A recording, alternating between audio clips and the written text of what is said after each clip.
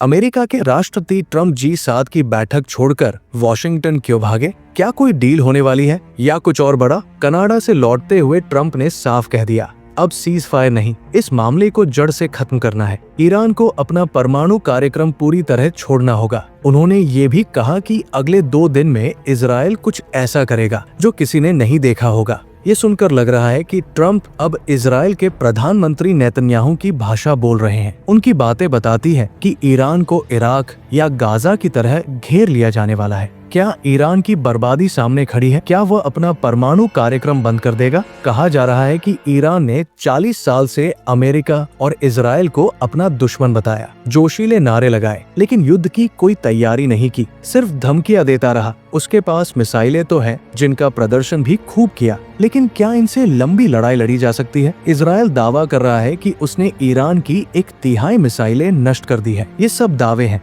लेकिन हकीकत ये है कि ईरान के पास वायुसेना और आधुनिक फाइटर प्लेन नहीं है। इजराइल तो अब ये भी दावा कर रहा है कि उसने तेहरान के एयर स्पेस पर नियंत्रण कर लिया है। इसका मतलब है कि अब तेहरान के आसमान में कौन उड़ेगा, इसका फैसला इजराइल करेगा। ट्रम्प तो तेहरान के 1 करोड़ लोगों को राजधानी छोड़ने का आदेश दे रहे हैं, ठीक वैसे ही जैसे इजराइल गाजा में करता था। ये कैसी मानवता है? पश्चिमी मीडिया में ईरान को अक्सर कमजोर दिखाया जाता है, जबकि इजराइल को ताकतवर। इजरायली हमलों से ईरान तबाह हो रहा है, बिजली पानी बंद है, लाखों लोग भाग रहे हैं, ऐसी खबरें छप रही है। लेकिन इजराइल में क्या हो रहा है, वहाँ की जनता की क्या हालत है, ये सब कम पता चलता है। जब इजराइल ने ईरान के टीवी चैनल पर हमला किया तो पश्चिमी मीडिया चुप रहा। ट्रम्प कहते हैं कि ईरान डील चाहता है, लेकिन वो मैक्रो को सार्वजनिक रूप से फटकारते हैं जब मैक्रो सीज फायर की बात करते हैं। तो क्या ट्रम्प वॉशिंगटन सीज फायर के लिए नहीं गए? क्या अमेरिका ईरान पर हमला करेगा? ईरान तो मानता ही है कि अमेरिका भी इस हमले में शामिल है। क्या अमेरिका और इजराइल को लगता है कि ईरान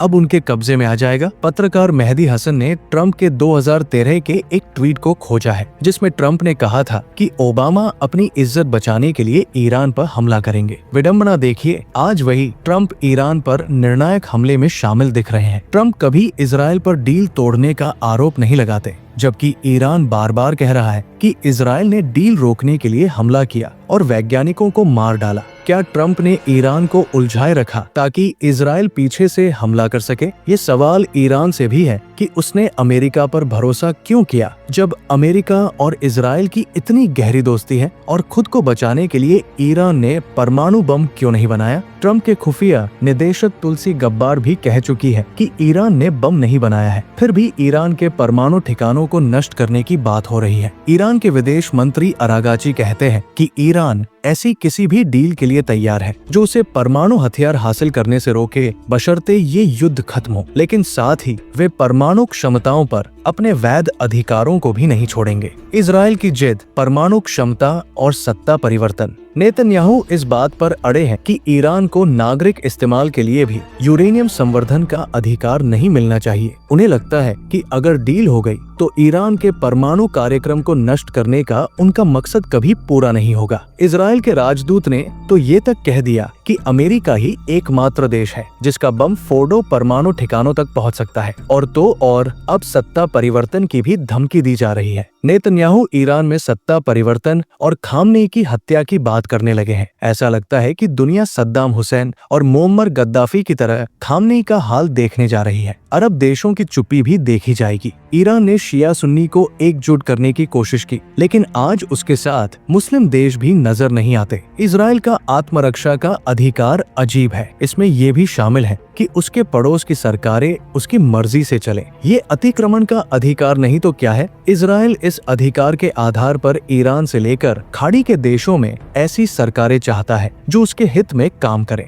ईरान में भी ऐसी सरकार स्थापित करने की कोशिश है जो अमेरिका की भाषा बोले, सस्ते में तेल बेचे और उसके संसाधनों को अमेरिका के हवाले कर दे। क्या चीन ईरान की मदद करेगा? चीन ने इजराइल की निंदा तो की है, लेकिन क्या उसकी कोई ठोस भूमिका दिख रही है? चीन चुपचाप किनारे खड़ा नजर आता है। उसके भरोसे जिसने भी सीना ताना वो धोखा खाएगा। चीन कभी ईरान के लिए मैदान में नहीं आएगा। उसका हित सिर्फ इतना है कि ईरान स्ट्रेट ऑफ हॉर्मुज को बंद न करे। G7 का बयान भी ढकोसला है। वे शांति और संयम की बात तो करते हैं, लेकिन साफ कहते हैं कि इजराइल को आत्मरक्षा का अधिकार है और ईरान आतंक का मूल स्रोत है। वे ये नहीं बताते कि इजराइल ने ईरान पर तब हमला किया जब ईरान अमेरिका से न्यूक्लियर डील के लिए बात कर रहा था। बातचीत में शामिल ईरान के प्रतिनिधियों को मार दिया गया और G7 चुप रहा। ईरान भौगोलिक रूप से भी घिरा हुआ है। अफगानिस्तान, इराक, पाकिस्तान, सऊदी अरब, UAE, जॉर्डन और सीरिया कोई भी उसके साथ नहीं है। तुर्की पर भी भरोसा नहीं किया जा सकता। ईरान ने अकेले दम पर अपनी ताकत विकसित की है और अब उसी का इम्तिहान है। अगर ईरान हारता है तो ये पूरे इलाके के लिए एक शर्मनाक घटना होगी। इजराइल मध्य पूर्व का नया बॉस बन जाएगा।